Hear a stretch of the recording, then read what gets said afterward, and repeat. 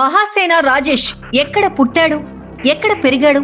Mahasena Rajesh YCP నుంచి టీడీపీలోకి రావడానికి కారణమేంటి?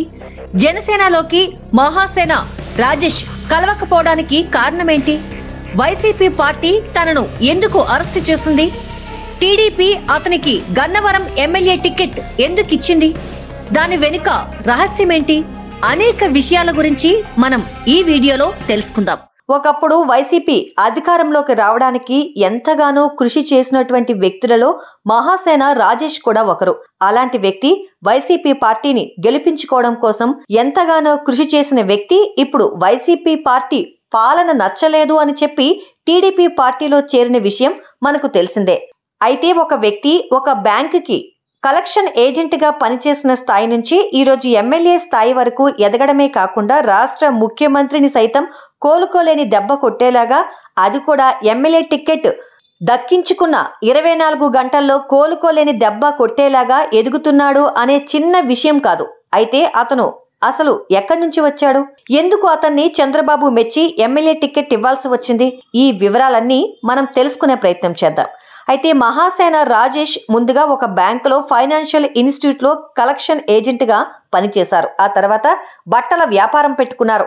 ఆ తర్వాత అది చేస్తూనే వాటితో పాటు ఒక టీం ని రెడీ చేసుకొని ఆయన సామాజిక వర్గానికి అలాగే ఆయన రిలీజియన్ కి సంబంధించి జరిగే అన్యాయాలను, ఎస్సీ ఎస్టీ దళితులకు జరిగే అన్యాయాల గురించి ఒక దళితుడిగా పోరాటాలు చేస్తూ ఉండేవారు. అలాగే అప్పట్లో చంద్రబాబు నాయుడు అధికారంలో ఉన్నప్పుడు జరిగినటువంటి ఇబ్బందుల్ని ఆయన చూపిస్తూ ఇలా అన్యాయం జరిగింది, దళితులకు ఇలా అన్యాయం చేస్తున్నారు, చంద్రబాబు నాయుడు ప్రభుత్వం పోలీసులు ఇలా ఇబ్బంది పెడుతున్నారు అని స్ట్రాంగ్ గా నిలబడినటువంటి వ్యక్తి. ఇలా నిలబడుతూ పోరాటాలు చేస్తూ జగన్మోహన్ రెడ్డి వైపు నిలబడ్డారు. గత ఎలక్షన్స్ సమయంలో కూడా వైసీపీకి కొంత సపోర్ట్ చేశారు. అయితే ఆయన వల్ల కూడా వైసీపీకి కొన్ని ఓట్లు పడ్డాయని చెప్పాలి. ఇక ఆ తర్వాత జగన్మోహన్ రెడ్డి అధికారంలోకి వచ్చిన తర్వాత మాత్రం ఆయనకి జగన్ నచ్చలేదు. జగన్మోహన్ రెడ్డి పాలన ఒకలాగా ఉంటుంది అనుకుంటే ఆయన పాలన చాలా డిఫరెంట్ గా ఉందని పార్టీ మారడం జరిగింది. అయితే ఒక వ్యక్తి పార్టీ నుంచి మరొక పార్టీ మారుతున్నారు అంటే వారికి పదవి ఇవ్వలేదనో ఇంకోటి ఏదో ఇవ్వలేదని వచ్చేస్తారు. కానీ మహాసేన రాజేష్ మాత్రం తాను గెలిపించుకున్న వ్యక్తి పాలన బాగోలేదని ఆయనని వదిలేశారు. అయితే జగన్ పాలన బాగోలేదని అతన్ని ప్రశ్నించినప్పుడు అతని మీద దాడులు కూడా జరిగాయి. అలాగే పోలీసులు అతన్ని పట్టుకునే ప్రయత్నం కూడా చేశారు. ఎందుకంటే ఆయన ఇలా చెయ్యొద్దు, మా పాలన బాగున్నా బాగోకపోయినా వైసీపీ వ్యక్తిగా ఉండాలని అన్నారు. అయినా సరే ఆయన తిరగబడి తెలుగుదేశం పార్టీకి వచ్చారు. అయితే రాజేష్ అనే వ్యక్తి మొదట వైసీపీ పార్టీకి వెళ్లి ఆ తర్వాత టీడీపీ పార్టీకి రావడం జరిగింది. అయితే మహాసేన రాజేష్ వైసీపీ పార్టీ నుంచి వచ్చిన వ్యక్తి అయినా కూడా గత 3 సంవత్సరాలుగా టీడీపీ లీడర్ గా మంచి పాపులర్ అయ్యాడు. ఇక ఈ వ్యక్తికి టికెట్ ఇవ్వడానికి ముఖ్య కారణాలు ఏంటా అని చూస్తే దళిత వర్గానికి చెందిన వ్యక్తి, అలాగే కంప్లీట్ గా వైఎస్ జగన్ ను యాంటీ స్టాండ్ గా తీసుకున్న వ్యక్తి మహాసేన రాజేష్. ఇక ఈ 2 కారణాలు, దాంతో పాటు మాటల యుద్ధం, చాలా స్ట్రాంగ్ గా మాట్లాడేటటువంటి వ్యక్తి. ఆయనకు విషయ పరిజ్ఞానం ఎంతవరకు ఉన్నా కూడా కాస్త తక్కువగా ఉన్నా లాజికల్ గా దానికి సమాధానం చెప్పగలరు. ఇంకాస్త టైం ఇస్తే మాత్రం దానికి లీగల్ గా కూడా సమాధానం చెప్పగల వ్యక్తి.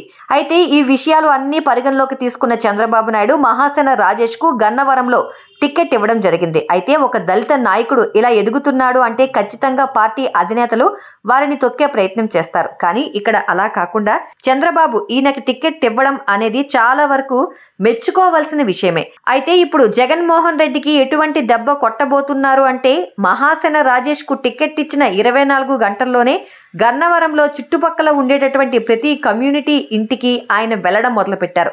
24 గంటలలో దాదాపు ఇప్పటికే 500 లేదా 1000 ఇండ్లను ఆయన కవర్ చేసుకుని వారితో మాట్లాడి వస్తున్నట్లు సమాచారం. అయితే ఇక్కడ ఆయన నేను టీడీపీ క్యాండిడేట్ ని, నాకు ఓటేయండి అని కాకుండా నేను ఒక కొత్త క్యాండిడేట్ ని వచ్చాను, మీకున్న ఎటువంటి సమస్యనైనా సరే నేను గెలిచిన ఓడినా నేను మీతో నిలబడతాను అనే ఒక మాట ధైర్యాన్ని వాళ్ళకిచ్చారు. దీంతో గన్నవరంలో వైసీపీ పార్టీ యొక్క ఓట్లు చీలే అవకాశాలు కూడా చాలా ఎక్కువగా కనిపిస్తున్నాయి. ఈ విధంగా జగన్మోహన్ రెడ్డికి ఇది ఒక తలకాయ నొప్పి పరిణామం అనే చెప్పాలి.